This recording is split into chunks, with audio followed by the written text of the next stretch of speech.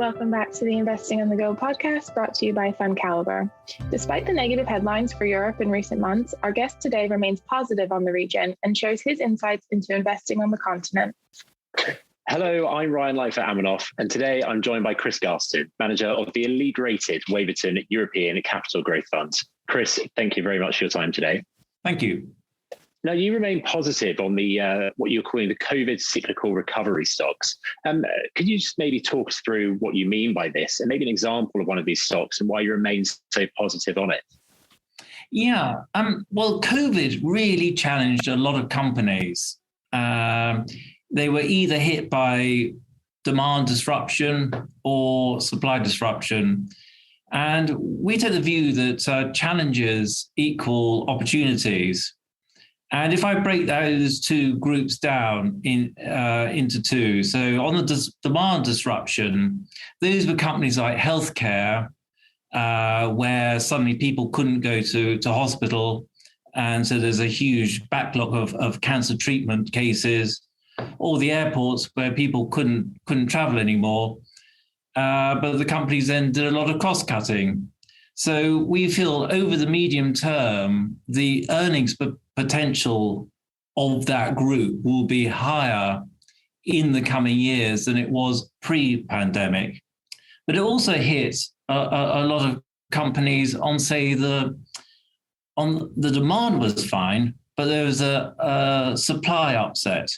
So it was either congestion in the ports, or we all know about the semiconductor shortage.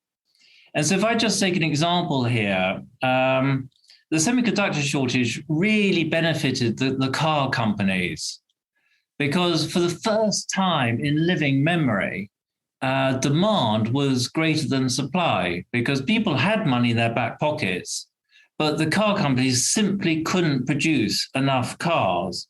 So their profitability went through the roof. But for the poor old car component suppliers, it was a very different story, because they had to grapple with fairly soggy volumes. They had very short production runs as the car companies continually changed their production plan. And they had to absorb a lot of the raw material price increases because they were on annual contracts. So they had to absorb the steel price increases and the aluminium and the chip prices and the goodness knows what. And so for them, it's a very different story. And we like a company called Autoliv, which does seatbelts and airbags. And they've got half the global market for airbags. And we think they will recover strongly. And indeed, people say there's about 30 million cars of pent-up demand in the system. And when you look at US auto stocks, I mean, they're virtually zero. Car dealers have got no cars on their forecourts, which is very unusual. Thank you. And one of the other things you've said is that you've long believed that there's a correlation between ESG and good performance from companies. Are you seeing more opportunities come through in that respect to positive ESG attributes or the decarbonisation in Europe, or have some of the sort of the headwinds to the ESG trade, such as the increased oil price and the subsequent benefits of the oil stocks, taken some of the wind out of that trade? Well, the one thing you can say with great certainty is that Europe is the leader in ESG and decarbonisation. And this whole area has received a boost with the rise in oil and commodity prices. But ESG is very complicated, and it's actually full of contradictions. And so whilst unquestionably our investment process leads us to find the ESG winners, it's not a straight line. And I'll just give you an example. There's been some talk about the EU taxonomy framework. Now, taxonomy is a fancy word for classification. And basically what the EU is trying to do is create rules for which investments or classifications for which investments are sustainable and which aren't. And if you're deemed sustainable, you should get more capital flows. Now that sounds brilliant, but there's only one mining representative on the EU board.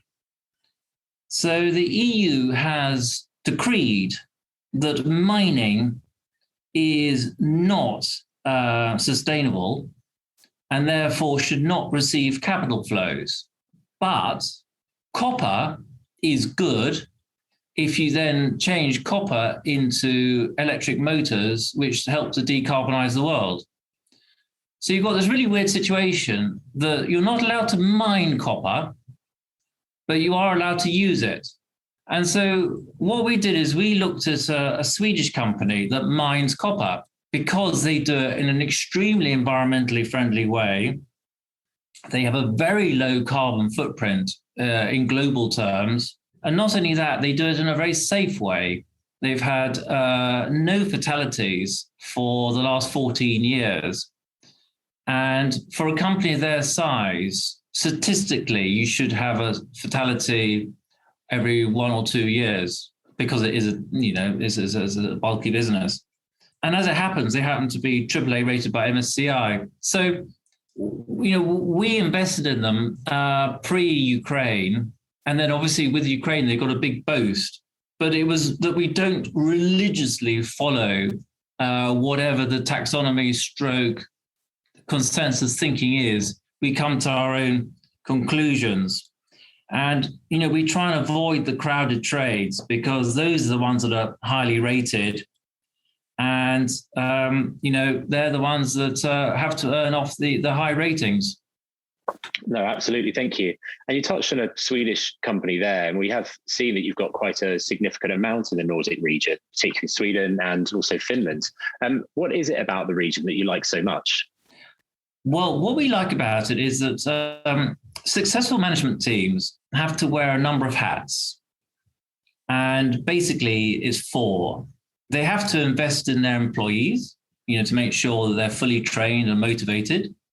They have to invest in their production process, whatever that is, either manufacturing or IT. If you're a financial company, the third hat is to keep the regulator happy.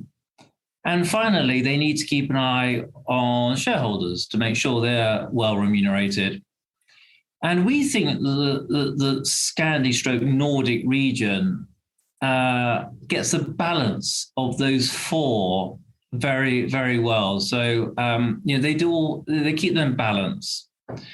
But I could just say as an aside that we do also like Switzerland. We don't have much there because it's an expensive stock market, and but they are great strategic thinkers. So, for example, Nestle went into pet food long before it became fashionable. And Rush, for example, bought into PCR technology. 2 years ago, none of us had heard of PCR, but basically now we all know what it is. It's a gene photocopier. Anyway, they bought into the rights in 1991 for $300 million. And since then, they've had over $30 billion of sales from the product. Great acquisition, great forward thinking. And, we do hold Nestle, and we have had Rush in the past. Well, thank you.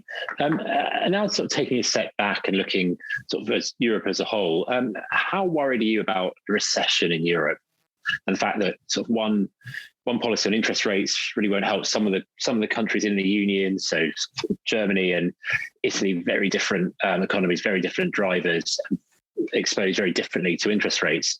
Is there sort of a possibility that Europe could be fragmented further?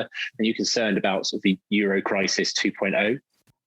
Yeah, there are 2 questions there, really, aren't there? First of all, about recession and then the impact it will have. On the first one of recession, yes, we are worried. For example, gas prices in Europe are 7.5 times those of the States. And of course, if Putin gets really nasty and cuts off the gas, then that's going to have a big knock-on effect. And also, I think sort of globally, what we're worried about is that, with interest rates having been so low for so long, that's created all sorts of distortions. And so we're quite worried about what I have to say our friends in the asset management business have done. They've gone into all sorts of alternatives that probably seemed good at the time, but with hindsight may not have been so interesting. But also some areas have had huge investments, and I'm thinking here of semiconductors. And so what we're trying to do is we're trying to keep out of the kind of bubbled areas and go more into the areas that were less consensus to be in. And history tells me that the less consensus you are, the better it will hold up in a difficult market. In terms of your second question about the periphery, I mean, again, very valid question, and it does look vulnerable. Italy, et al. Benefited enormously from the ECB's negative interest rate policy. And, will probably require some kind of help from the ECB on that front, through their stability mechanism. But we mustn't forget that there's a lot of political will for the euro to hang on in there. And there's a lot of human and social issues underpinning this. And I think it's very unlikely that the euro will disintegrate. And the analogy I like is a rather old one, so forgive me if you've heard it before. But joining the euro is a bit like putting milk in coffee, that it's very easy to put the milk in, but once it's in, it's mighty difficult to get it out. And, I think it's a valid comparison. But if the euro were to disintegrate, which is not our core thinking, there would be mayhem in the financial sector. But I think the kind of manufacturing companies that we've got a big bias to, they would sort themselves out pretty quickly. So say, for example, you're a German manufacturer, what would happen is that, the core euro would go up a lot in value because you'd have the weaker countries out of it. But then their share prices in the revalued euro would fall somewhat.